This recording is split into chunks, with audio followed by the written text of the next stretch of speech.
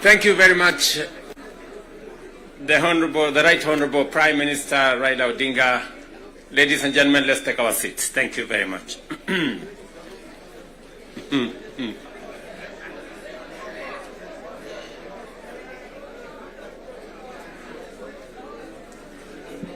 Now,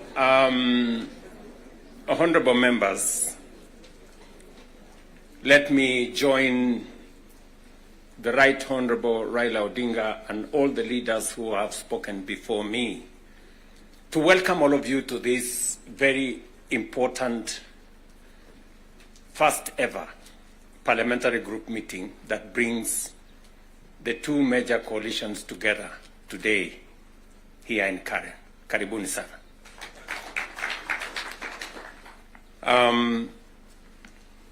The Right Honorable Raila Odinga has given us the context of why we are meeting here.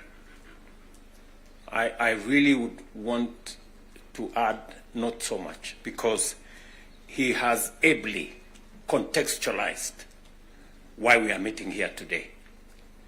That we have a nation to look after, and we have a nation to protect, and there are options that are available to us, and I think we chose to protect the nation called Kenya by our coming together. And so I want to commend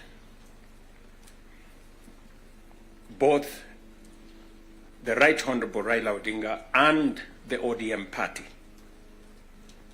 my former party, for standing up to be counted when the country needed leaders to stand up for Kenya. It may have been easy to do the opposite. It may have been popular to do the opposite. I know many people have vilified the Honorable Raila Odinga and the ODM party for the decision they took to stand for Kenya when there was need to do so. And let me say the following as the President of Kenya today. We have come from very far as a nation. We stand here today as a robust democracy, a nation that is making strides in our national development. And I want to speak to you candidly. I don't have a written statement because I really wanted to speak to you from my heart. Because where I stand today, I've had a political journey as a person. And by God's grace, I have come very far. You know, out of the 5 people who have become presidents in Kenya, I am one of them. I don't take it for granted, and I don't take it lightly that God has given me an opportunity to be one of the 5 Kenyans who have had the opportunity to lead this country. And I must say this to us as leaders, that a nation, the progress, the destiny of a nation is decided by leaders. As to whether we are going to be a progressive nation or we are going to be a failed state is going to be determined by leaders, by us, the people who are sitting here. And therefore, the place of leadership is almost sacred. Nobody becomes a leader by chance or by default or by mistake. Today, you are a member of parliament or a senator or a governor or the position I hold and all the other positions that we hold, because God and destiny has given us that chance. And we must think about it deeply. And so I want to ask you as leaders,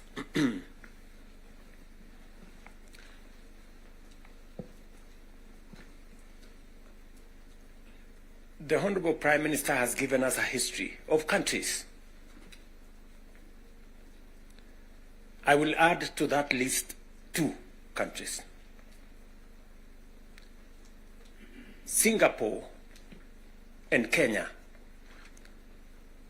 were the same countries 60 years ago. Malaysia and Kenya were the same 60 years ago. But today, we play in different leagues.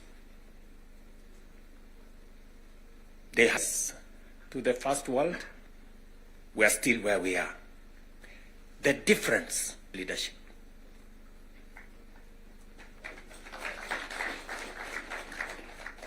And that is the place, ladies and gentlemen, we occupy today. So that you understand the importance, the sacred position you hold as a leader. Sometimes people want to ask, how do people who live in different houses, they have their own lives to pursue, but they wake up one morning on an election day and they go one after the other to 10,000, to 20,000, to 50,000 and elect you? But it is a moment that God has given us as leaders. And therefore, we must do whatever we are doing, knowing very well that we have a heavy, almost sacred responsibility to the people we lead and to the nation of Kenya.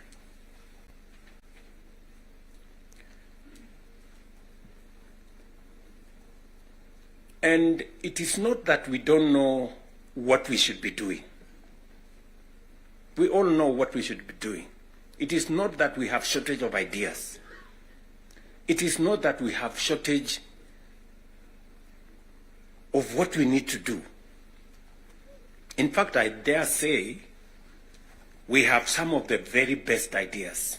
We have very good manifestos all the time. And in fact, if you look at, and I keep referring to this, if you look at the manifesto of Kenya Kwanza and the manifesto of Azimio, the difference is hardly 20-30%, 70%.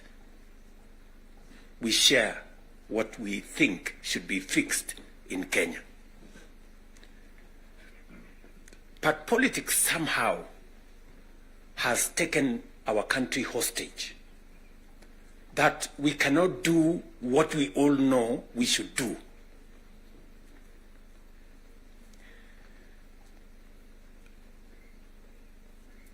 I have said that the difficulties that I face today as a president in Kenya are self-imposed.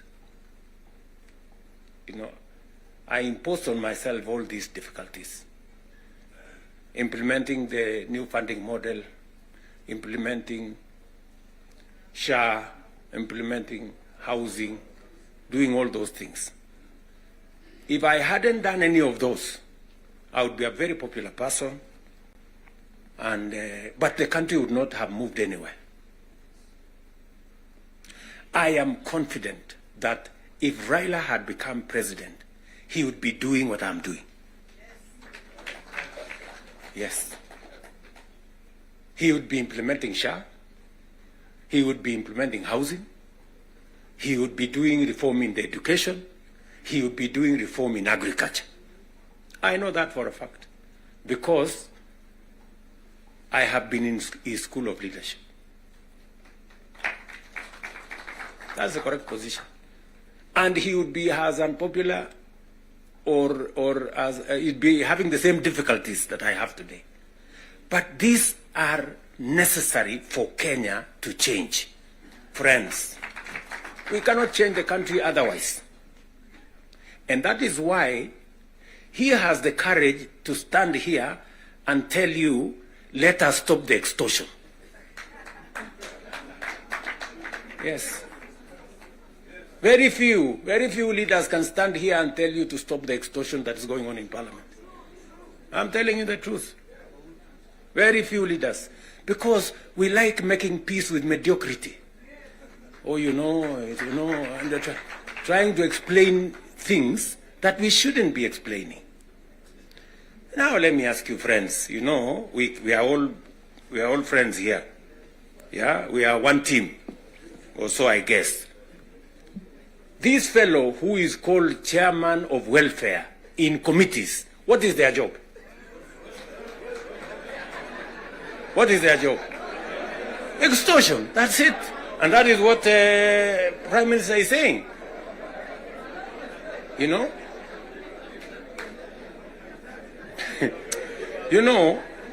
What is Sokohuru? What is Sokohuru? Tell me, what is, you know Sokohuru?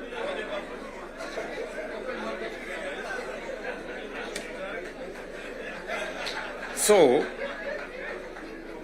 let me tell you. No, you see, and this is the same problem that we face. This is the same problem that we face. Because, look, for example, we passed the law that we all know, friends, we all know the problems we go through with fundraisings for people who have hospital bills. All of us. In your phones, you have WhatsApp groups.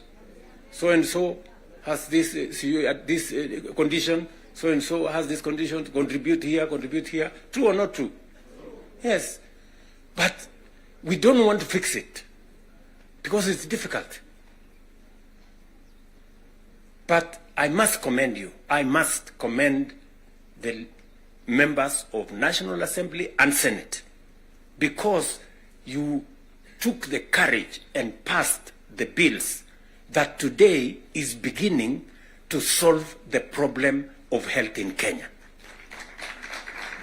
It may not happen instantly, but all of you can now see that there is a possibility that we can sort out the challenge of health and health delivery in Kenya. But because we had to be bold, we had to be bold and make the necessary decisions. Today, we are dealing with the crooked hospitals and health professionals who still want to steal from SHA and to steal from our health provision. And we will go after them and we will deal with them. What am I saying? I am saying the following. If we have to change Kenya, my friends, we have a historic opportunity today with this broad-based government, we have a historic opportunity to unleash the full potential of Kenya. We all believe, I do, that Kenya is a very great country, this country of ours. There is absolutely no reason why Kenya is not like Singapore. We have what it takes. Let me repeat. We have what it takes to measure up to the countries in the first world. Yes, we do. Yes, we do. But we are playing in the wrong league because leadership, me and you, are refusing to stand up to what this country needs. I really want to persuade you guys. I really want to persuade you friends. Yeah? This is not about William Ruto. I am here today, I will not be there tomorrow. This is not about Raila Odinga. Right? It's about the country called Kenya, where today we have the privilege to be the leaders, to be the decision makers, to decide which way Kenya. It is us who are seated here. It is us. And we have the historic opportunity to make this country what we have always wanted it to be, but it has not been. As I have said, the same way Raila Odinga can stand here and tell you we must stop the wrongs, I have also said that I am ready to pay whatever price to make this country change. Yes, we must change this nation. And we can do it. Look, housing was part of our conversation for the last 30 years. Yes, we've always talked about housing and how important it is and how it is going to create jobs, how it is going to stop land fragmentation, how it's going to allow us to produce, to save land that is meant for food, how we are going to have decent housing, how we are going to reduce on slums, how we are going to have decent livelihoods. We've always said that. The Right Honorable Raila Odinga tried with the first slum upgrading projects. We started there. The housing levy, go and read the Azimio Manifesto. Read the Kenya Kwanza Manifesto. It is there. It is there in both manifestos. We now are seated here and we have the opportunity to implement what was in the Azimio Manifesto and what was in the Kenya Kwanza Manifesto. Friends, why don't we just do it? Why don't we just do it? We will do it? Yes. Let us just pull it out and look. You can see for yourselves how transformational it is. Today, using the housing levy, we are not only doing housing, we are doing markets, we are doing hostels. And I promise you, what you see in Mukuru, what you see in Kisumu, because I have been there with Baba here, what you see in Eldoret, what you see in Nakuru, what you see in Kiambu here, what you see in almost every part of Kenya, is just housing implemented for 2 years. And you can already see the kind of impact it is having, the number of jobs it is creating, the way it is bringing change in our towns and cities. Friends, if we were to do this for 10 years, if we were to do this for 20 years, and this is a project that has been delayed, we are supposed to have done this 30 years ago. Tell me, if housing was implemented 30 years ago, how Kenya would be looking today. We wouldn't be different from Singapore. We may have started late, but we now have a chance to do it. I want to ask you, I want to request you for us to come together. And we are not coming together so that any one of us can get anything. We are coming together so that we can transform this country. And it is possible in our lifetime to change Kenya. In our lifetime. We now have maybe 320, 350,000 young people working in that space. We could double that to 700 in the next 2-3 months. We could scale up that to 1 million by next year.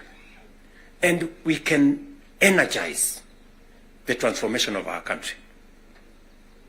That is why we are sitting here. That is why Baba and I have called this PG. Baba has told you we are here for Kenya.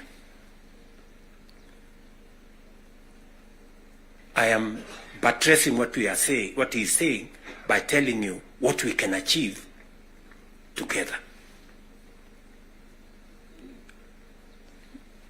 What we can do in our agricultural transformation. If it was not for the broad-based, for example, we wouldn't have had the kind of change that is required in our sugar sector. And I want to tell you, watch this space. In just 2 or maximum 3 years, Kenya will be a net exporter of sugar. Just 2 or 3 years. This country, which perennially we have been looking for safeguards from COMESA. Every year, we are looking for safeguards from COMESA. We are spending public money to go and pay for sugar, to go and pay for farmers, to go and pay for workers who don't work for government, just because we couldn't bite the bullet and tell the crooks there to get out. Now we have told them to leave. And I want to promise you, I want you to hold me to it. We are going to change the sugar sector. We are going to change the coffee sector. You have already seen what is going on in coffee. There is still a little bit of pushback, but we will deal with it. And on and on and on, and we can transform our whole agricultural sector. Just the little interventions that we have done standing together. You people in Parliament making sure that we are subsidizing production. And I must commend, Parliament has always provided money for us to support the production of the country, either through fertilizer or seeds or other interventions when we have brought it to Parliament. So you're part of the making of the history of our nation. Just imagine we have reduced the imports of maize, for example, by 70%. Reduce the imports of sugar by 70%. And we can make that progress if we are focused on where we want to go. And that is the reason why we have to make the decisions that we have made work. It is the reason why Baba and I have appointed Agnes Zani and her team, so that what brought us together, we don't forget. The 10-point agenda that we have signed buttresses what is actually in our manifestos. The NADCO report, we all know what it is supposed to achieve. And if we stand together, we can achieve all the legislation that is recommended by the NADCO report. Parliament has what it takes, to do this. For Kenya, we can do it. And I want to persuade this PG to work with us and for all of us to be committed to this exercise. Protecting devolution. There is need for us as a nation to distinguish between governance and devolution. The governor is not devolution. The governor is a person.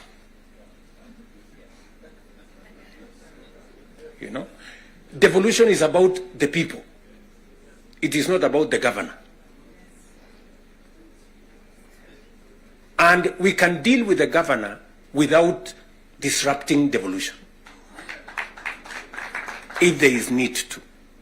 But what is sacrosanct, what is constitutional, is that we must get local people, development, to be at a local level as much as is practically possible. I agree with the Right Honorable Raila Odinga, because I was in Parliament when NGCDF was passed. And the principle was right, because there wasn't any meaningful resources getting to the grassroots. And the big push for devolution in the constitution-making process was three principles: making sure that resources get to the grassroots, making sure that there is representation at the grassroots, and making sure that accountability is also at the grassroots. So we need a conversation.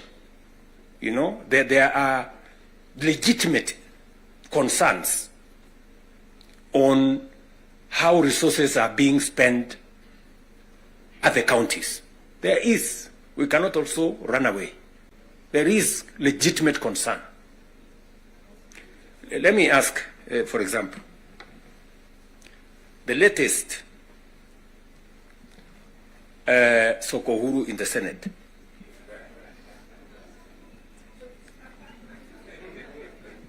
Because you have to accept, you know, by virtue of the position I hold today, I am a consumer of raw intelligence. I know what's going on. Where does somebody find 150 million? Where? Huh?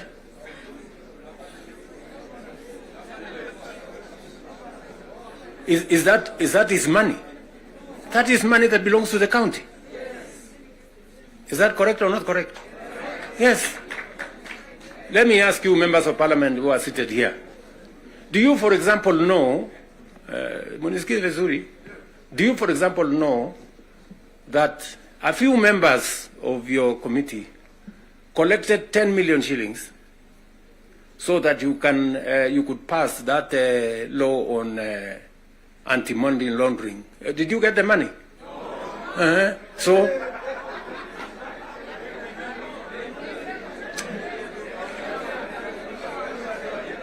So, going forward, si tunataka tukubaliane, si we are one team. Yes, there are people who are destroying the credibility of parliament. And they are collecting money in the name of parliament. And some of the time, or most of the time, that money never gets to parliament, it gets to a few people. We are not going to shame them. We are going to arrest them. Yes.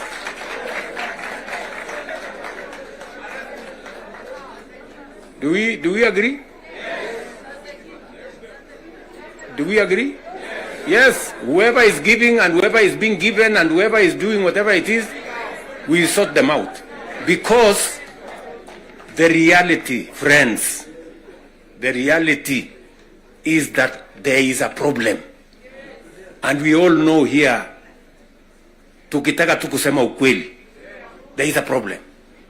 And unless we sort it out, we are going to destroy our nation. We are going to destroy this nation unless we sort it out. And we must be as candid to ourselves here as we are candid in implementing what is transformational for Kenya. Tunaelewana? Now, let me say this. We must make sure that we get resources to the grassroots. But we also must make sure that the resources that get to the grassroots is used for the people, not other ways. And so we must do for the national government as well. In our 10-point agenda, we have discussed about the young people of our nation and how we need to protect their livelihoods. I want to ask the leadership seated here today, members, I want to persuade you. We must we have a robust program. We have, I think, close to 8 or 9 different programs targeting our young people. And how we can meaningfully engage them in employment and other interventions that benefit the young people of our nation. I will say this. We spend close to 650 billion shillings every year in education, making sure that our young people go through primary school, ECD, primary school, junior school, secondary school, TVETs, and universities. We must equally have clarity in how these 650 billion shillings we spend every year, at the end of the day, how do we recover that money? By making sure that our young people become a resource for the development of our nation instead of being a problem to our nation. We must do that. And there are 6, 7 interventions that have gone through Parliament. Housing is one of them. Export of labor is another one. Digital jobs, and every member of Parliament here, especially of the National Assembly, you have resources to do ICT hubs. I remember discussing with Sirma there, chairman of NGCDF. I remember discussing with Kiarie, the chairman of ICT. And if there are any issues that concern, sometimes maybe we have a problem with resources, Mbadi is here.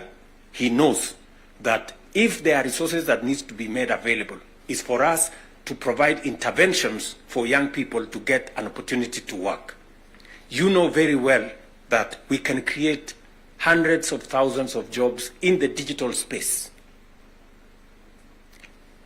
You are aware of what we are doing in Nyota. You are aware of what we are doing in KJet. And if you don't, we should be able to explain to you so that you become part of the people, because you speak to hundreds of thousands of people every weekend, every day, as you go about your responsibilities, how they can tap into these opportunities and create livelihoods for the young people of our country so that they too can make a contribution towards making Kenya what we all want it to be. And I can continue, and I can continue on all the other aspects that we have worked on. We agreed that we must have a conversation on national debt because it has the potential to threaten our development. It is the reason why my good friend Mbadi and I have been in different places. And we have done the most that we could to contain the issue of debt. We have gone out of our way to look for alternative sources of funding so that we don't always go to borrow.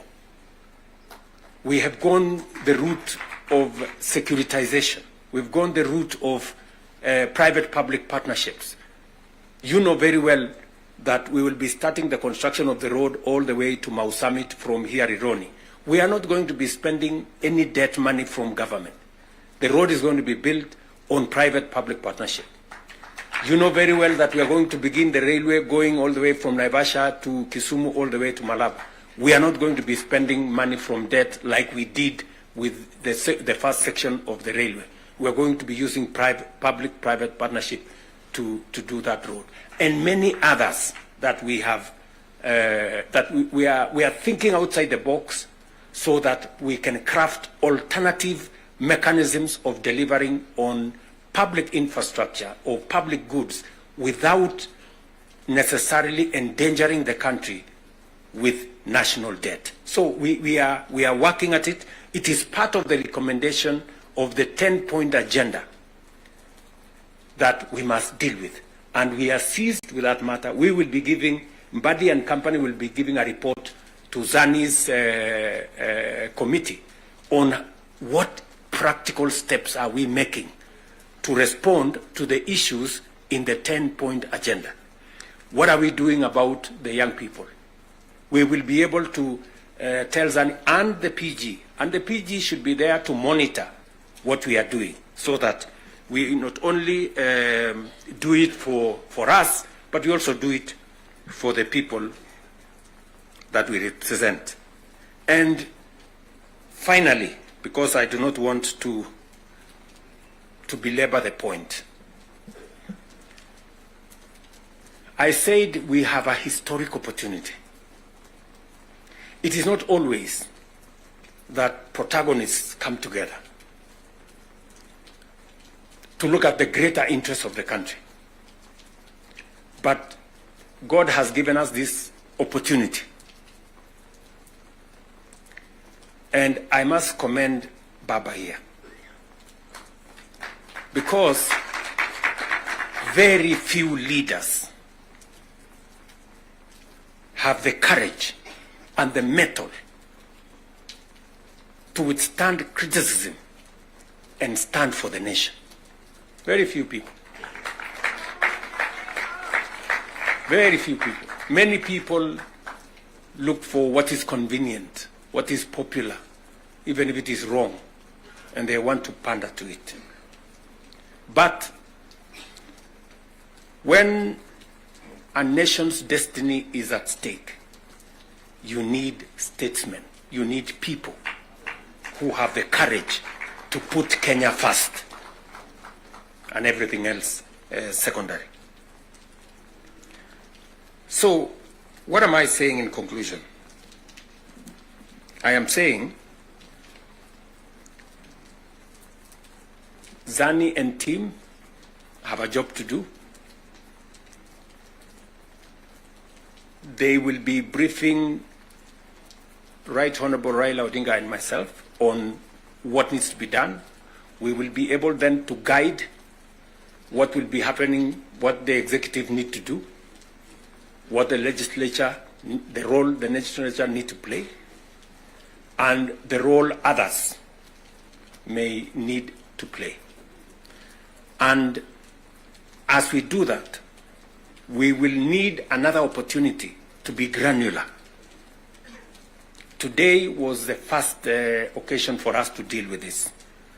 But down the road, we need to bring the members of the executive, at least the ministers, to come so that we can have a meeting of minds between the executive and the legislature on matters that are of national importance. Further down the road, we may need that engagement. Maybe not in a sitting like this. Maybe we will listen to you by way of feedback on some of the things that you want us to respond to. We are here because we are one team and we want to succeed together. And we want to make sure that none of us is left behind. Are we together? So, mimi nimesema asante sana. If there are any questions directed to me, I will be willing and ready to answer. If there are some directed to any one of us here, we will be able to answer.